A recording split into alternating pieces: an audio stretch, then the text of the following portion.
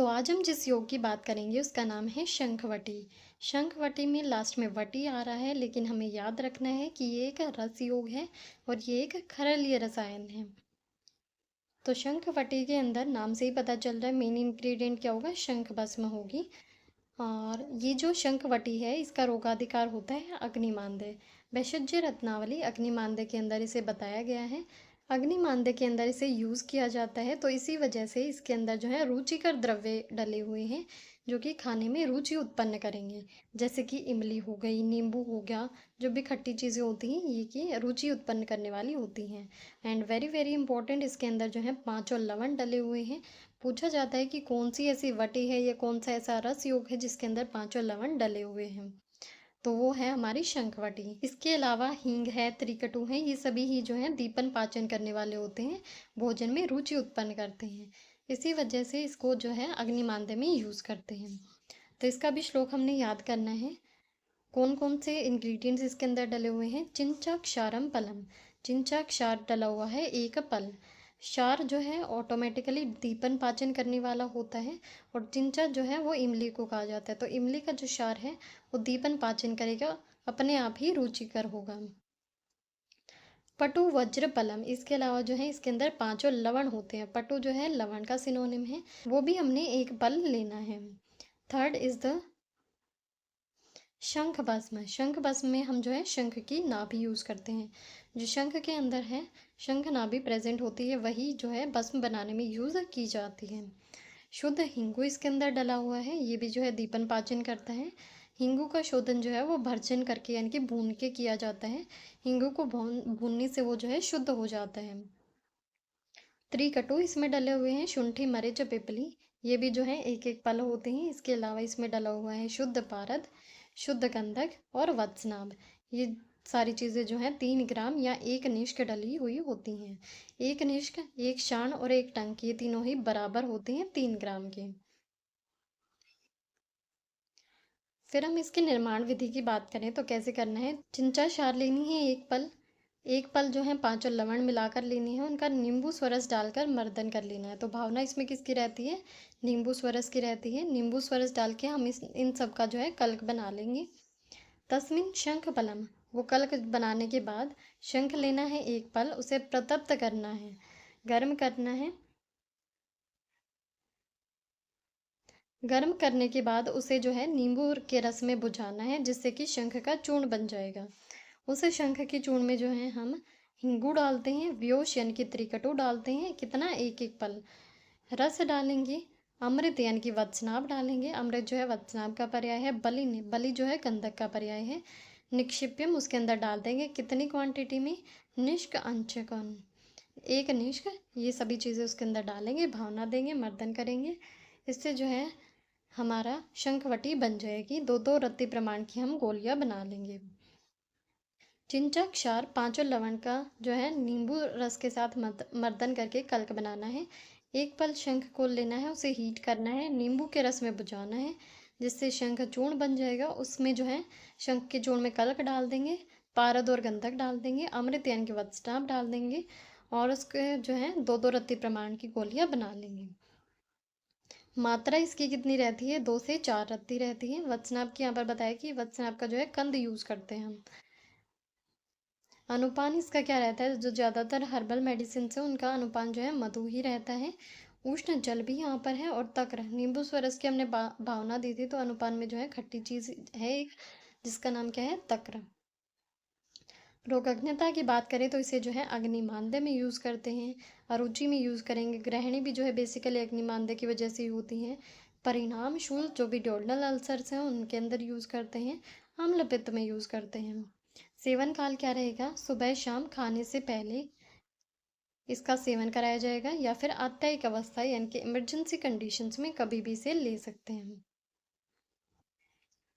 काल मर्यादा की बात करें तो 8 से 15 दिन इसका सेवन कराया जाता है। विधि पूर्वक सेवन करने पर इसका कोई भी दुष्प्रभाव देखने को नहीं मिलता है। फाइटोकेमिकल कॉम्पोजिशन की बात करें तो कैल्शियम कार्बोनेट इसके अंदर प्रेजेंट है, जो कि शंख भस्म के अंदर मिलता है। पिपरिन है, पिपरेटिन है, ये सारे मरीच के अंदर मिलती हैं। मर्क्यूरी और सल्फर है, पारद और गंधक। अल्फा जिंजिबरिन, जिंजिबेरोल, ये सारे शुंठी के अंदर होते हैं। और लवण के अंदर जो हमने देखने को मिलते हैं सोडियम क्लोराइड, वो सारी चीज़ें इसके अंदर होती हैं। बीटा साइटोस्टिरोल होता है, टार्टरिक एसिड है, सक्सिनिक एसिड है। देन बात करते हैं फार्माकोडायनेमिक्स की। फार्माकोडायनेमिक्स का मतलब होता है मोड ऑफ एक्शन, किस तरीके से ड्रग अपना काम कर रही है। तो ये जो है एंटासिड का काम करती है, क्योंकि इसके अंदर डली हुई है शंख भस्म, जो कि शीतवीर्य होती है और एल्कलाइन होती है। एल्कलाइन होने की वजह से इसकी एसिड को न्यूट्रलाइज करने की कैपेसिटी होती है, और ये इसी वजह से एंटासिड एक्शन दिखाती है। Second is the gastrointestinal effect. Shankhvati के अंदर क्षार और लवण डले हुए हैं। क्षार जो है वो भी एल्कलाइन नेचर का होता है, तो वो इस वजह से वो एंटासिड की तरह काम करता है and are possessed with good digestive and laxative properties. लवण जो है वो भी पाचक होते हैं और इसी वजह से बॉल मूवमेंट को इंक्रीज कर देते हैं। Third is the analgesic and antispasmodic effect. Shankhvati जो है वो एनर्जेसिक इफेक्ट दिखाती है, किसकी वजह से? हींग, वत्सनाभ और त्रिकटु की वजह से शूल का ये नाश करती हैं। Fourth is the bio availability enhancer. इसके अंदर जो है त्रिकटु डला है, जो कि बाइल एसिड सिक्रीशन को इंक्रीज करता है, और ये एक्शन जो है मेनली पिपरीन की वजह से होता है, जो कि मरीच के अंदर या पेपर के अंदर एक्टिव प्रिंसिपल रहता है। Fifth is the immunomodulatory. इसके अंदर पारद और गंधक की जो है कज्जली डली हुई है, और वो कज्जली जो है इम्यून सिस्टम को बूस्ट करती है, उत्तम रसायन होती है। मरकरी जो है इसके अंदर योगवाही होता है, यानी कि जो भी ड्रग्स इसके अंदर डाली हैं उनकी पोटेंसी को बढ़ा देता है। जिसके साथ भी इसका योग होगा ये उसी जैसी प्रॉपर्टीज का बन जाएगा। सल्फर यानी कि जो गंधक है वो पारद के साथ डाला जाता है ताकि वो सेफर यूज में आ सके। गंधक जो है वो पारद को बांधने के लिए सर्वश्रेष्ठ होता है और उसे जो है सेफर बनाता है। Six is the cardio protective. इसके अंदर जो है शंख भस्म डली हुई है। शंख भस्म का मेन कंपोनेंट कैल्शियम रहता है। कैल्शियम जो है वो हमारी बॉडी का एक एसेंशियल एलिमेंट है, जो कि कार्डियक फंक्शन को रेगुलेट करने में हेल्पफुल होता है। तो इसी वजह से ये कार्डियो प्रोटेक्टिव इफेक्ट भी दिखाता है। नेचुरल एपिटाइजर होता है, क्योंकि इसके अंदर लवण डला हुआ है, इमली डली हुई है, ये सारे ही डाइजेशन को इम्प्रूव करते हैं और नेचुरल एपिटाइजर होते हैं, भूख को बढ़ाते हैं, अरुचि को दूर करते हैं।